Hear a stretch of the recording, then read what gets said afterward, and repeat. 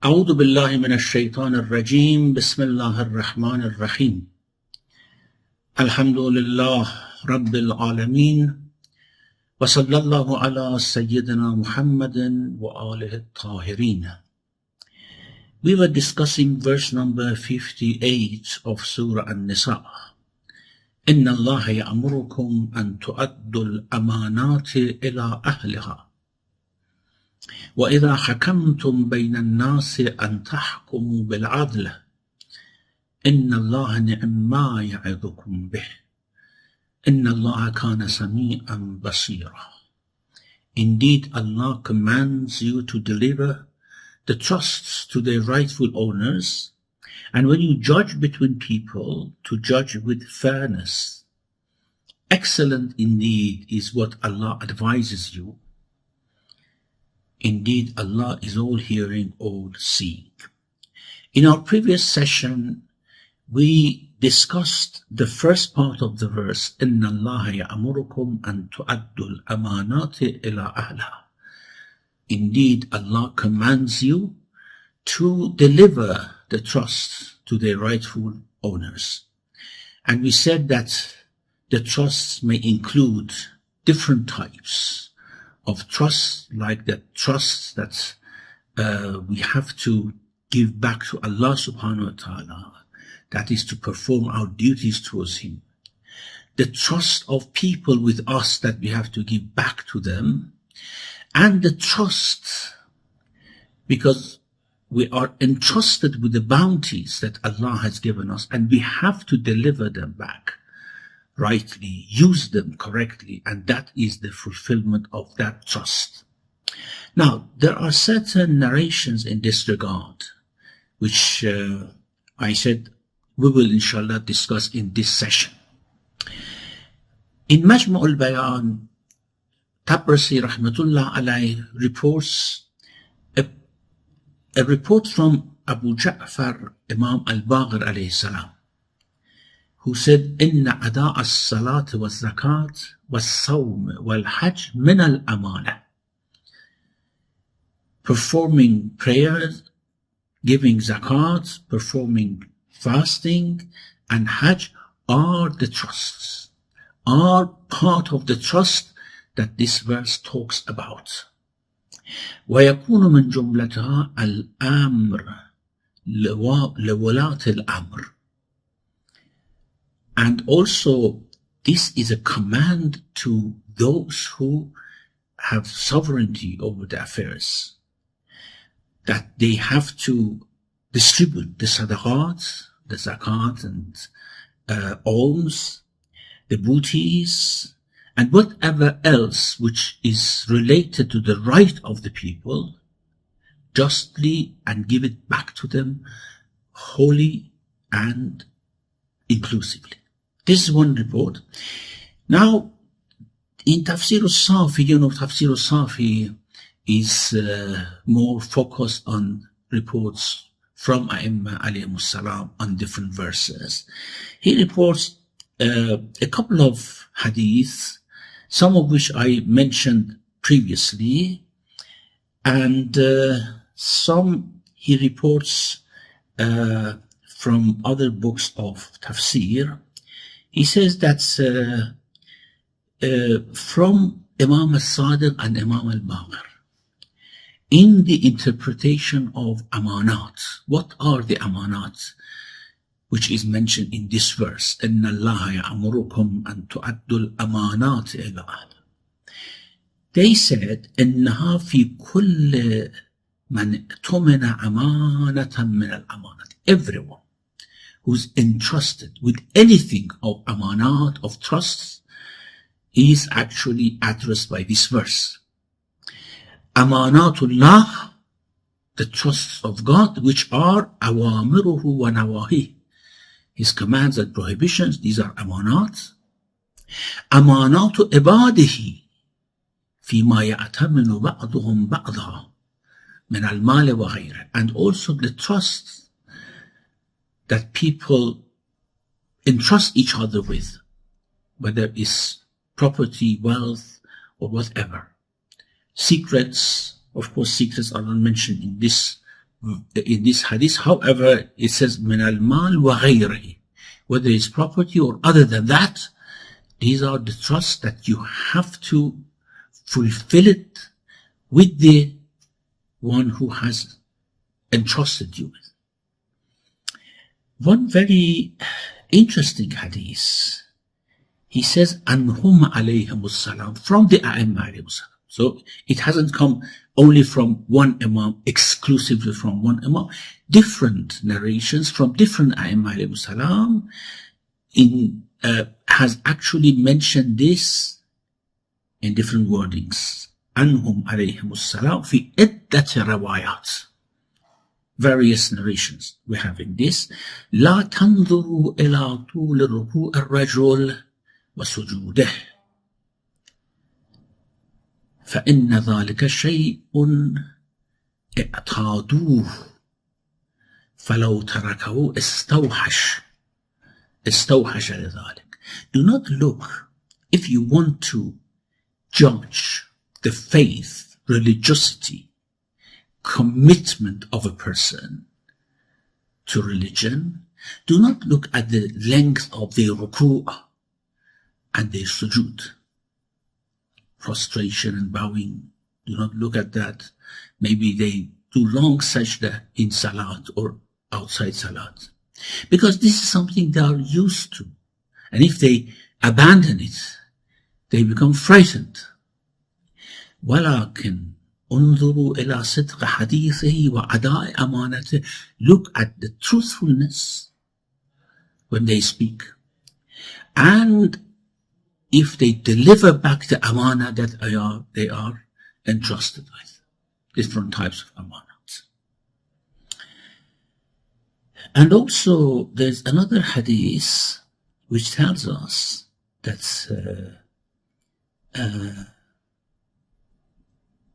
from Abi Kahmas, a companion of Imam As-Sadiq alayhi salam. He says that قلت لأبي عبد الله عليه السلام عبد الله بن أبي يعفور يقرئك السلام. Abdullah ibn Abi Ya'fur was one of the respected companions of Imam As-Sadiq alayhi salam. He was not present, so when this Abi Kahmas went to visit the Imam, he said, please convey my salam as well. So he said he is actually sending salam to you as well. The Imam said, قال عليك وعليه السلام, greeting to you and to him. When you go back to Abdullah, convey my salam and tell him that إن جعفر ibn Muhammad يقول لك. Ja'far ibn Muhammad tells you, انظر ما بلغ به علي عند رسول الله صلى الله عليه وآله فالزمه. Look, what was it that made Ali to reach the position that he had with the Prophet? What made him to reach that position, that closeness, that intimacy? So you try to follow that. فإن عليا عليه السلام إنما بلغ ما بلغ به عند رسول الله صلى الله عليه وآله وسلم بصدق الحديث وأداء الأمانة. Indeed, Ali alayhi salam reached the position he had with the Messenger of God only through being truthful in his speech and delivering the trusts. Now, we don't know, of course, the context of this hadith and what urged the Imam to send such a message to Abdullah ibn Abi Ya'fur. There should have been something, but it tells us that the high positions in spirituality, in ma'rifah, in closeness to the Prophet, following the faith, is not achieved except through sidqul hadith wa ada'ul amana, truthfulness in speech and delivering the trusts. So, one other meaning is mentioned about this أن تؤدوا الأمانات إلى أهلها. You have to give the amanat, the trust to the people, which almost all commentators have reported it and have accepted it in one way or another, because there are very many different versions of this hadith. So the hadith is overall acceptable, although the details are matters of disagreement. Now I read the hadith in English and then say a few things about it. The hadith says that it's with regards to this verse. After conquering Mecca, the Prophet entered the Holy Mosque and wanted to enter the Kaaba. Its custodian was Uthman ibn Talha. According to this hadith, he was still a pagan. He climbed up the house and refrained from handing the key over. And he said, if I believed him to be God's messenger, I would not have withheld it from him. You know, the Prophet, when entering Mecca, he was very lenient. He did let people to choose for themselves if they wanted to believe or not, until, of course, later on the verse was revealed that Mushrikun should not get close to Masjid al-Haram anymore. So, after him withholding that, Imam Ali alayhi salam wrenched the key from his grasp and opened the Kaaba. The Prophet entered the house, performed 2 minutes of prayer, and as we know, broke the idols and came out.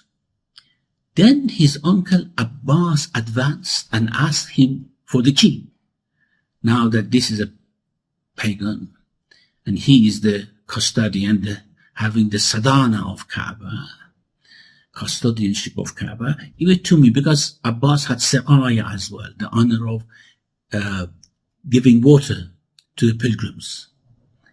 So Abbas advanced and asked him for the key so that he may be both the bearer of water to the pilgrims, siqaya, and the custodianship of the Kaaba, sadana. And these two positions were regarded with highest esteem. That is when this verse was revealed. This is according to the hadith. This hadith is, of course, reported by Tha'labi and by Kashaf. That's when this verse was revealed. The Prophet sent Imam Ali to deliver the key to Uthman and apologize to him. Uthman retorted, first you force and bother, then you come with excuse and lenience. Imam Ali explained that God revealed the verse of the Quran pertaining to you, in relation to your case, and he recited the verse, إِنَّ اللَّهَ يَأْمُرُكُمْ أَن تُؤَدُّوا الْأَمَانَاتِ إِلَىٰ أَهْلِهَا, meaning that what you have taken from Uthman is an amana. You have to give it back. Hearing the verse, Uthman testified to the oneness of God and the mission of Muhammad sallallahu alaihi wasallam. Then the Jibreel came to the Prophet and said that the stewards of the Kaaba shall remain in Uthman's stewardship of the Kaaba, shall remain in Uthman's lineage forever. Now, the hadith, of course, has some embellishments and is dramatized a bit, because many other historians say that this Uthman ibn Talha had converted to Islam during the Hudaybiyah, during the peace treaty of Hudaybiyah. And the reason he was withholding the key was that he wanted to ask the Prophet not to give it to Abbas, because he knew that Abbas was soliciting about the key, soliciting the Prophet about the key, that give them to me. This is what some others have mentioned. And the revelation of the verse in this occasion is very unlikely, because Surah An-Nisa was revealed in the year 3 or 4 after Hijrah, and the conquest of Mecca was in year 8. So although the verse is related, or the commentators have actually established a relationship between the verse and this hadith, however, it may be that upon delivering the key to Uthman ibn Talha, the Prophet recited this verse which was revealed before. إِنَّ اللَّهَ يَأْمُرُكُمْ أَن تُؤَدِّ الْأَمَانَاتِ إِلَىٰ أَهْلِهَا. Now, there are a couple of narrations which talk about the application of hadith or the ta'wil of it. And this is very important. And this is something which the following verses will talk about as well. And that is the ahadith which mention that this amana that should be given to the rightful owners is the amana of imama that every imam should give to the imam who follows him. The Prophet has to give it to Imam Ali alayhi salam, and Imam Ali to his successors, and each respectively to their successors.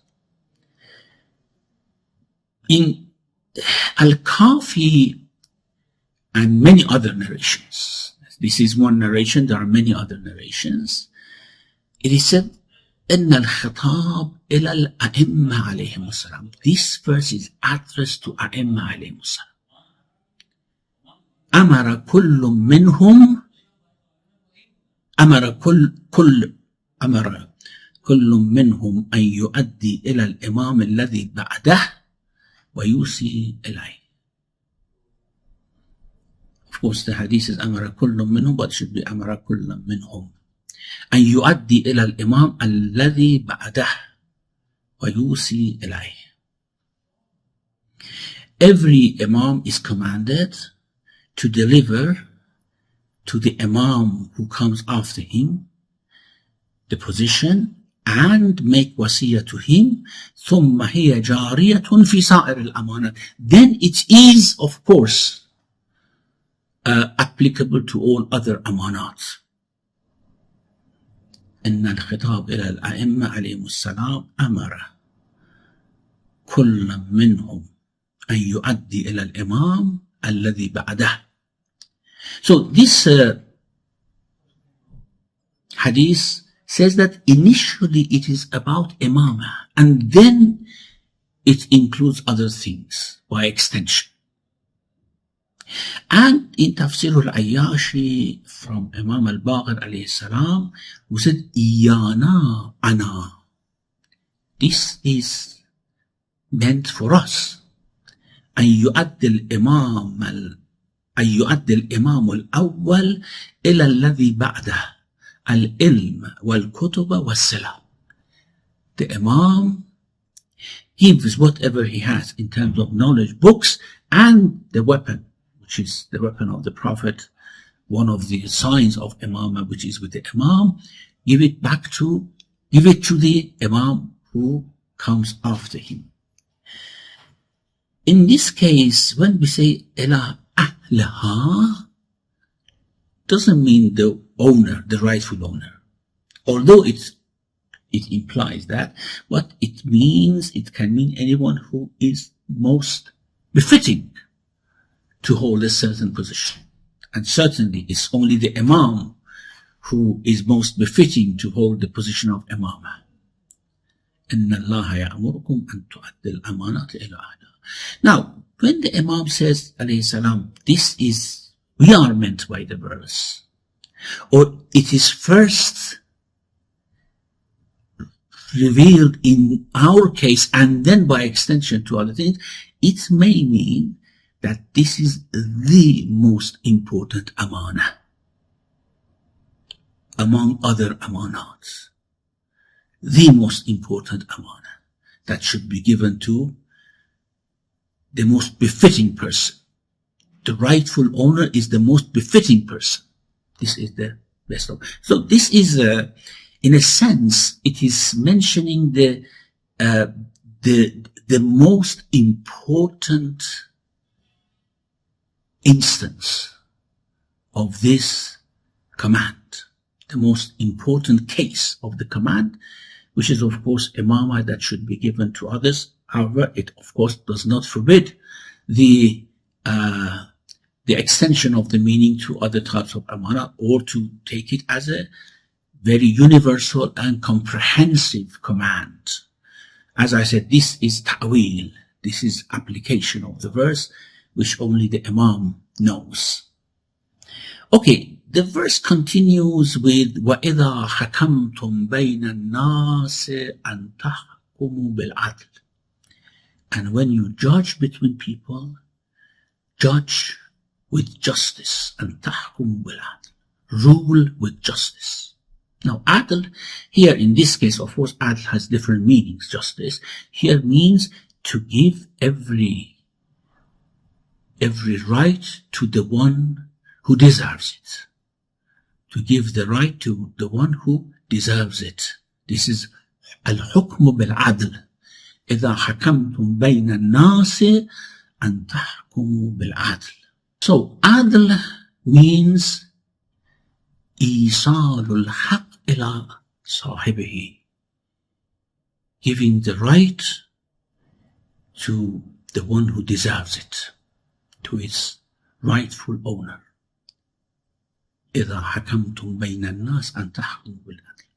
Some say that because ruling and hukm is the duty of the one who has the authority to rule, this is addressed to the rulers, addressed to the sovereign, addressed to the one who has the affairs of the community in their hands.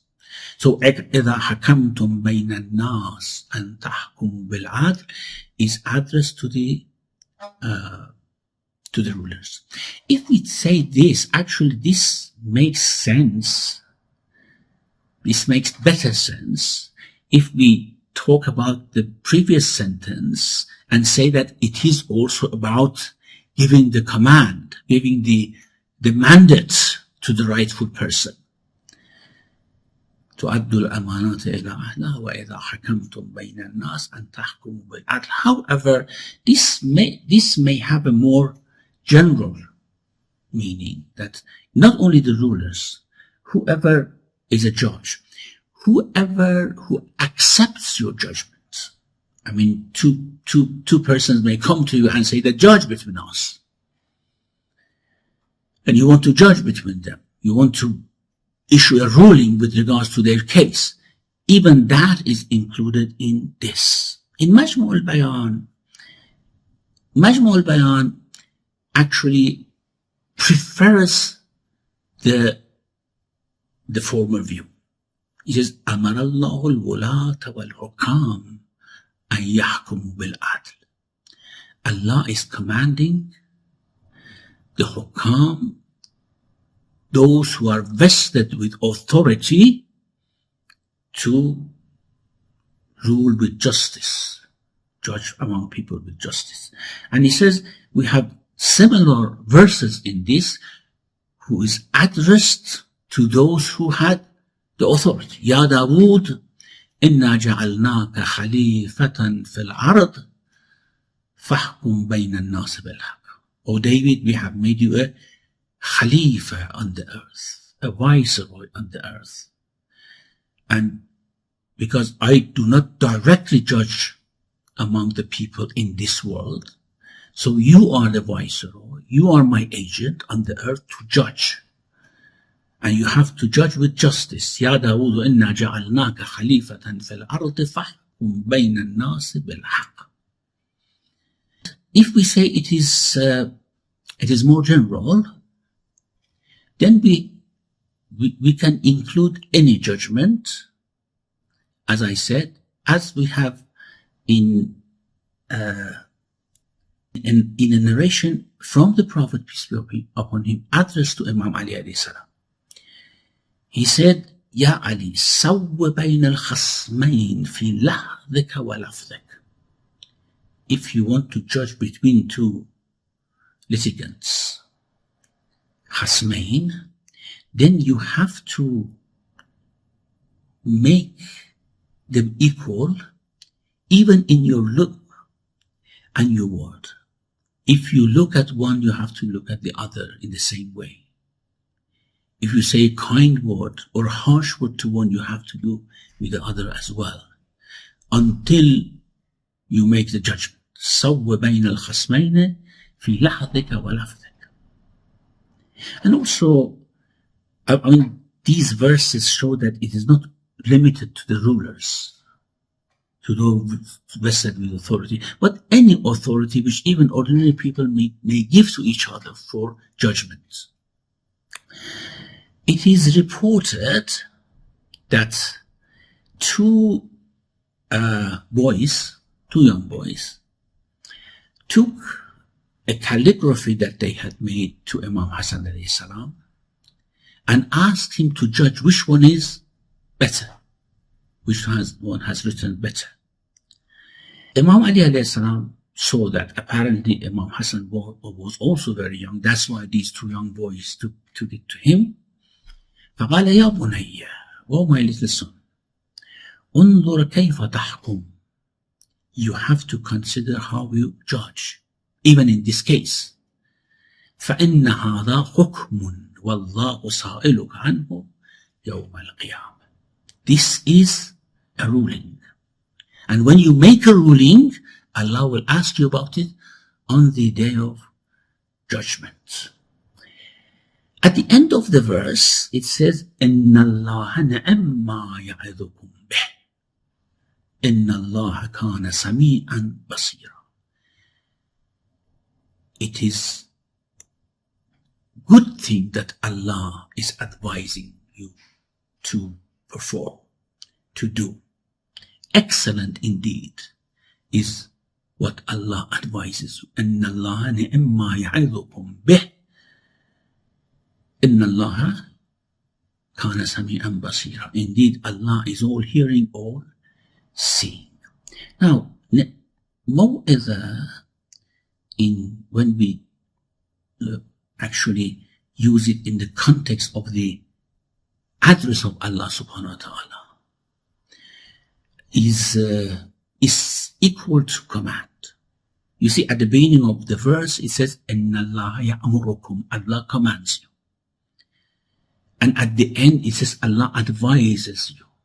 Excellent is what Allah is advising you. So, command you and advise you are used in the verse interchangeably, isn't it? And this means that advices given by Allah are obligations, are obligatory duties that we have to follow. إِنَّ اللَّهَ نِعِمَّ مَا يَعِظُكُمْ.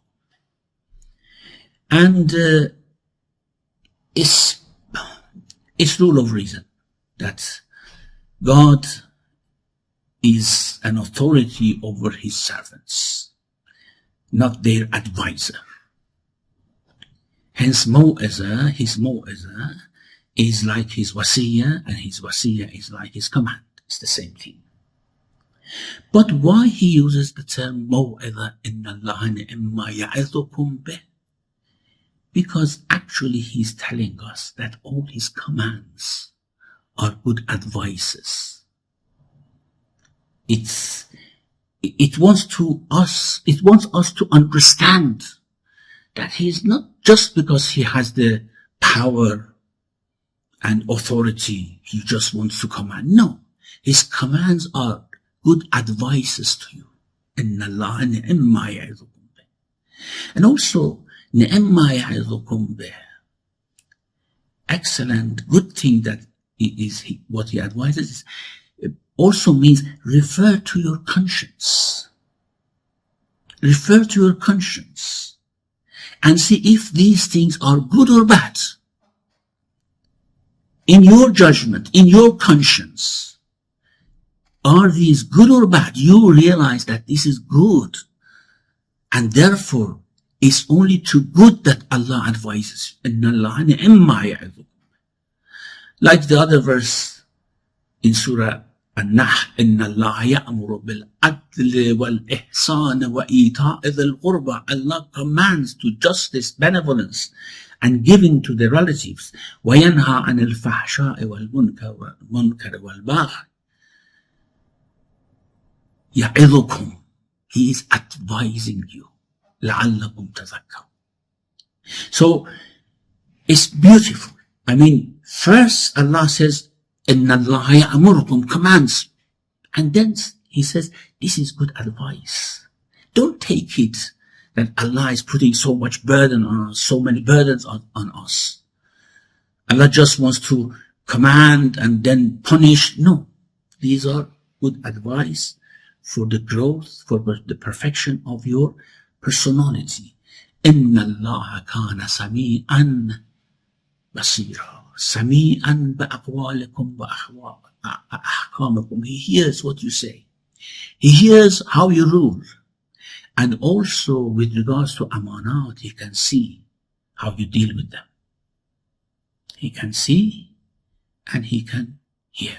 إن الله كان سميعا بصيرا.